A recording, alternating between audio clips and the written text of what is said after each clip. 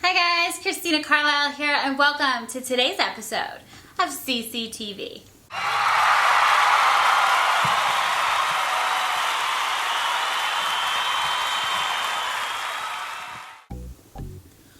Whoop, whoop. Okay, today's episode I'm going to teach you 5 things you should be doing every time you squat. Okay, tip number 1. You want to make sure that your butt is going back. And this is inspired because I saw this sweet girl at the gym and she was so adorably clueless about what the hell she was doing, and she reminded me so much of me when I started.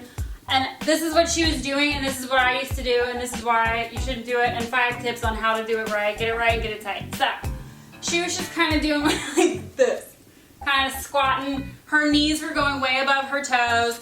She could blow out her knees at any second and I was like, oh, I kind of want to be like, stop, but it's not really socially acceptable to like shut down a stranger's workout. Today I'm going to share with you 5 tips so you can squat to get the best possible results and kill any chances of killing your knees and back.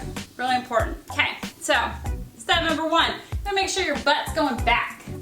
So what she was doing is she was just dropping it down, and when you drop your butt down, your knees go out over your legs, okay? But when you sit and you put your butt back, you have less risk of having your knees go where they shouldn't go. Okay, so tip number 2 is you always want to make sure that your knee is stacked above your ankle.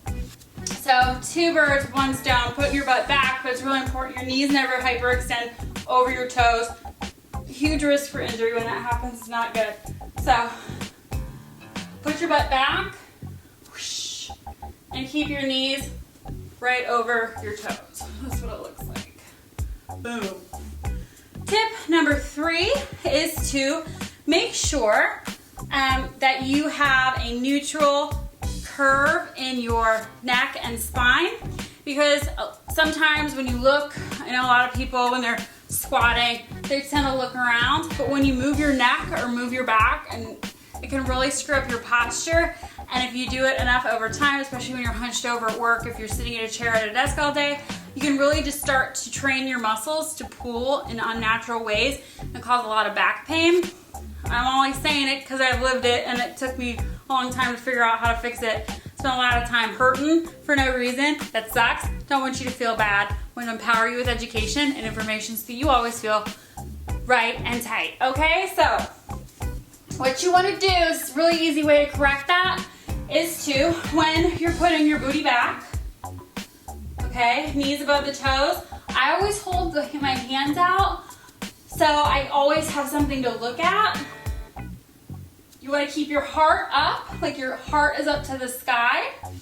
You're like a slight little chest out, and then just take your butt right back, like you're sitting in an invisible chair. So that's tip number 3. Tip number 4 is to have your legs wider than shoulder width apart with your toes out slightly. And I'm sorry, I'm trying to stay close to the camera so I can get in the mic. But you always want to have your feet a little bit wider than shoulder width apart, toes slightly out. Let's see if I can fix this for you. There, is that better? Hope so. Okay, so you always want to stand with your feet slightly wider than shoulder width apart. So it looks like this. Take it back, take it back, take it back. I always recommend loading your weight in your heel, because when you put your weight in your heel, you're taking all of the benefit from the exercise from the front to the back.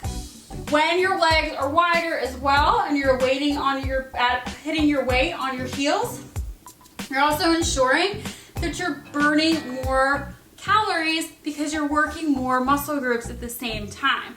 So the wider your stance, the more muscle groups you're engaging, the higher the calorie burn. You're also making sure when you put your weight in the back of your heels, that you're making sure that you're forcing the benefit to the back of your legs. If, for example, you wanted to work your quadriceps a little bit more, kind of gain some more definition in there, a more narrow stance with the weight and the balls of your feet will engage the front part of your leg. But little thing to consider and be aware of, the closer your stance is, the more narrow the stance, the easier it is for your knees to come ahead of your toes, which you want to forget. So I just recommend always doing the wide stance squat and then doing an isolation exercise to target that quadricep. A lunge, for example. A lunge is a great way to isolate the quadricep and work the butts, your glutes, and your hamstrings too. So the last tip is to make sure that you squeeze that ass on the way up. So when you're coming out, wide stance, butt back, when you're bringing it up, you want to squeeze, okay? Breathing cues, inhale down, exhale up. So I want you to think when you're exhaling on the way up and you're squeezing all the air out of your lungs, that's also when you want to squeeze your buns, okay? So inhale, exhale, inhale, exhale. And that's it. 5 tips to make sure that you're getting the best possible results when you squat. Making sure that you're taking your booty back, keeping your spine neutral, that you are stacking your knees on top of your ankles, that you have a wide stance to engage all of those muscles, and that you are squeezing while you're breathing. And that's it. I hope you liked today's episode. If you like it, please like it so I know. If you learned something new or you're going to take on these tips and adapt them into your lifestyle, please share it to declare it. And if you don't want to miss next week's episode, subscribe now because I make a new episode every Thursday. And missing my glorious episode sucks. Okay guys, well that's it. I hope you have a fantastic weekend and week. Also, I will see you next time right here, same place, every Thursday. Bye!